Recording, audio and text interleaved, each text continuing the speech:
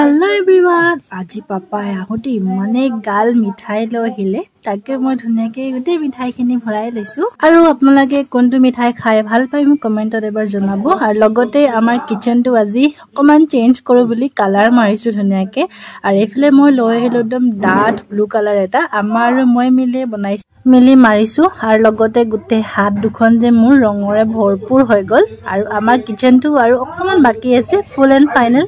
এফিলে হৈ গল আমাৰ গুতে ওয়ালখন কমপ্লিট আৰু লগতে পাপাই আহোতে লৈছিলে সানা ধুনিয়াকে বহি মিলি খালো